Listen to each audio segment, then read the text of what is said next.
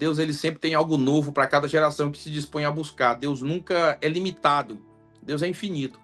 Mas eles estabeleceram um padrão que se você não se esforçar, não colocar de fato Deus na frente e se dedicar ao máximo, você não atinge. Hoje de manhã eu estava falando do atleta olímpico, eu estava falando do Ironman, eu estava falando do meio Ironman e do Ultraman. São homens com níveis e categorias diferentes dentro do atletismo. Só que tem um que é o Ironman, que ele quebra a lei da normalidade. Ele anda 400 quilômetros, 480 quilômetros de ciclismo, ele nada mais de 20 quilômetros e ele corre mais de 80. Então, eles quebram a lei da normalidade. É o triatlo, né? E eu digo que esses homens, eles fizeram isso, eles estabeleceram isso. Quando eu olho para a vida de um pastor Valdemar, eu me lembro de Paulo, quando ele escreveu a segunda carta, né, a Timóteo. E a gente lê muito aquele texto quando vai consagrar obreiro, né? Procura apresentar-te a Deus aprovado como obreiro que maneje bem a palavra e que não tenha de que se envergonhar. É muito lindo o texto, ele é muito apropriado para uma consagração, só que Paulo estava preso e faltava poucos dias para ele ser decapitado, para ele morrer, para ele sofrer o martírio. E você vê que mesmo ele morrendo, mesmo ele naquela situação, ele estava escrevendo para a igreja mais forte na fé, que era a igreja de Éfeso. A igreja de Éfeso era a igreja mais firmada, mais ciceroneada na palavra. E a igreja de Éfeso tinha como pastor Timóteo. E Paulo está fortalecendo a fé de Timóteo. Olha o tanto que isso é lindo. Aí eu vejo um pastor Valdemar em cima de um púlpito, né? Eu estava no Senegal quando a gente recebeu a notícia. Deus havia me mostrado em sonho que eu havia levado. Inclusive, na época, o pastor Joãozinho estava no campo. Ele era o líder da missão na África, no continente africano. E ele retornou para o Brasil. Eu levei ele no aeroporto naquela noite. Ele foi para o Brasil, para o velório do pastor Valdemar.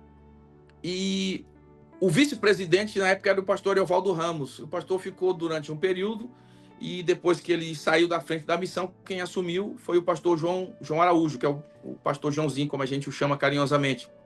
Então, esses homens, eles estabeleceram assim um padrão. Eu estava falando com um pastor, acho que foi ontem, sobre Ananias e Safira. Hoje de manhã também, quando a gente estava vindo para a igreja. Ananias e Safira. Por que eles viveram aquela experiência tão amarga? Porque havia antes dele passado um homem chamado Barnabé. E Barnabé estabeleceu um padrão de renúncia tão grande. E eles tentaram alcançar, só que da maneira errada. A motivação deles foi errada, diferente da motivação de Barnabé. E eu digo, para a gente alcançar esses homens, pastor Pedro, tem que ser com um coração puro, tem que ser com uma vida totalmente dedicada, uma vida de renúncia. E eu vi isso na vida desses homens, como eu vi na sua vida quando o senhor esteve lá na África, quando o senhor acompanhou a gente. Eu dizia para as pessoas, eu digo, o pastor Pedro, dos que veio aqui, é o que tinha a melhor condição, ele estava dormindo no chão, em cima de um lençol. E os outros no colchão, e eu ficava olhando, e todo dia de manhã era o primeiro que levantava, era o primeiro que estava ali com a gente. E depois que as pessoas foram conhecer, mas pastor, eu falei, mas é o jeito dele, é o padrão dele. Então, às vezes a gente estabelece padrão, pastor Pedro, que fica difícil a gente cobrar isso, às vezes até de um filho, de quem caminha com a gente. Mas isso é o evangelho. É o evangelho. O apóstolo Paulo, quando ele vai morrer, ele diz assim, eu já estou sendo oferecido por libação, ou seja, sacrifício líquido. Espremeu tudo que tinha. E missões é isso, é você dizer, eu posso fazer mais, uma alma a mais, um esforço a mais, uma ajuda a mais, uma oração a mais, uma oferta a mais. Essa é a obra. Olha a filosofia do pastor Valdemar da Missão Cairóis. Além de vós, aonde Cristo não foi ainda anunciado, para que a gente não estabeleça em fundamento alheio. Ou seja, eu não quero brigar por placa. A gente não está aqui brigando por denominação. A gente não está aqui fragmentando o evangelho. A gente está aqui dizendo, é só uma gotinha, às vezes, no oceano, para buscar e apagar o fogo da floresta, mas essa gotinha ela é importante. Se cada um pegar uma gotinha dessa, cada um vai estar fazendo a sua parte. Eu não estou fazendo para ser melhor do que ninguém. Eu estou fazendo para ser melhor na vida de alguém. Para que isso venha se transformar em glória para Deus. Até o programa, você vê, pode glória. Tudo que a gente faz é para a glória de Deus. Tem que redundar em glória. Eu não tenho que colocar primeiramente cifra. O senhor vê, a gente começou orando, falando da necessidade de quem pode ir, de quem tem que ir. Foi o texto que o senhor leu, Romanos capítulo 10, versículo 14. O senhor não disse, nós estamos precisando de R$100, de R$1.000. Não, irmãos, a obra é de Deus. Foi ele que chamou, ele é o agenciador, ele é quem supre, ele é que prepara, ele é quem envia, ele é que faz. Eu só tenho que me dispor. O que a gente faz aqui, o tempo que a gente está gastando aqui nesse programa, esse tempo aqui ele é precioso porque a nossa função é despertar através do testemunho, da palavra, dos desafios. Você que está nos assistindo, sentir essa importância que Deus te deu também para fazer parte de tudo isso. Então, é maravilhoso demais quando a gente diz assim, poxa, olha o que esses homens fizeram, meu Deus, como é que eu vou seguir os passos dele? Por isso que o apóstolo Paulo disse, sede meus imitadores como eu sou de Cristo. Então aqui a gente não está dizendo assim, meu Deus, eu preciso de um like, eu preciso de algum... Não, a gente está precisando de mais uma vida, de mais alguém que possa ombrear com a gente e entrar nessa fileira daqueles que estão realmente dispostos a dizer, Deus, eis-me aqui, envia-me a mim.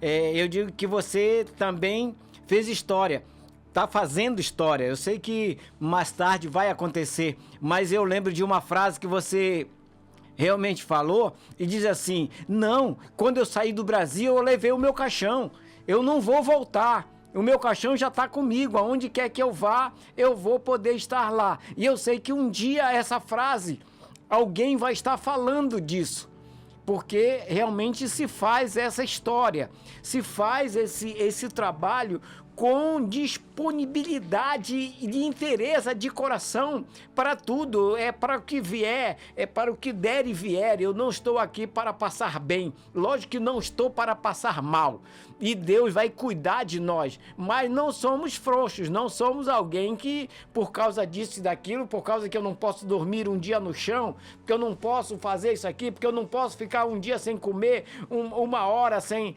fazer isso, não, de maneira nenhuma, nós vamos fazer porque é para Ele. Isso é privilégio. Isso... O senhor falou uma coisa interessante. Eu fui mais o pastor Joãozinho uma vez, a cada 2 meses ou a cada 3 meses eu descia para Guiné-Bissau para mim dar uma aula num seminário que eles têm chamado Abraco. É um seminário teológico. E eu fui mais o pastor Joãozinho, aqueles carros, aquelas belezas que tem lá, né? Aqueles carros que a gente tinha que ir intercedendo para ver se ele andava. Uma viagem de 400 quilômetros, se ele chegasse 100, podia contar a bênção na igreja. E a gente chegou na fronteira da Gâmbia. Senegal, lá funciona assim, é como se fosse 3 pedaços de pizza, né? Senegal, a Gâmbia é dentro do Senegal, depois do Senegal de novo e vem Guiné-Bissau. E a gente chegou na fronteira da Gâmbia e a gente tinha que atravessar uma balsa. Eu estou falando de gente assim que é melindrosa. Não, eu desejo fazer obra missionária, eu tenho vontade, mas tem muitas coisas que você tem que renunciar, e você tem que aprender a renunciar antes. E a gente chegou lá, pastor, já de tarde, com a fome, eles vamos comer ali, tem uma McDonald's ali. A gente chegou na McDonald's, pastor, era um tacho de óleo gigante, e eles cozinhavam carne ali dentro. Eles colocavam carne para cozinhar, uns pedaços de carne grande, e cozinhar não, fritava a carne. E quando a carne estava frita, eles desfiavam. Só que eles tiravam com um garfo e desfiavam na mão. E eles desfiando aquilo, e ela ficava com um avental aqui, ó, e tinha um bolso onde colocava o dinheiro. E eles iam fazendo um sanduíche. E a gente vendo aquilo, é tão natural para eles, que a gente estranhava. Aí a mulher metia a mão na carne, desfiava a carne, passava uma manteiga no pão, e pegava a carne com a mão e metia. E nisso, num sol de mais ou menos 40 graus. Debaixo de uma lona que parecia uma chaleira. E você suado ali, ela pingando, passava a mão no rosto, depois passava na roupa e pegava a carne e botava no pão. E eu olhando para aquela arrumação, eu já comecei a interceder. Aí, quando você dá o dinheiro, ela coloca o pão em cima de uma mesinha, de um balcão, mete a mão no avental, desamassa ali o dinheiro, te dá o troco, não tem micróbio ali, não tem nada, tá tudo higienizado. Ela te devolve o teu troco. Do jeito que ela devolve o teu troco, ela volta, pega o teu sanduíche, termina de fazer e te entrega.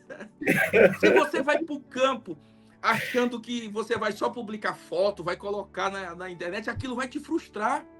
Você vai dizer, não, eu não como isso não, isso daqui é imundo. Mas depois que você dá graça, você ora, Meu irmão, pode ser pedaço de pau seco, caco de tijolo, frango de véio, caco de telha. Depois que você deu graça, Deus abençoe e coloca sabor. Mas é falando que é desafiador. Não é você dizer, não, eu tenho vontade dá e passa, eu tenho convicção. É a frase que eu sempre digo, eu levei o caixão dentro da mala. Porque é um caminho sem volta, a missão é um caminho sem volta. Quando o povo saiu do Egito, Deus abriu o mar e fechou. E ele disse, não, eu não quero que ninguém volte. Eu não quero que ninguém volte. Porque é um caminho sem volta. A Bíblia diz, o meu justo viverá pela sua fé. E se retroceder, eu não tenho prazer. Eu não tenho alegria nele.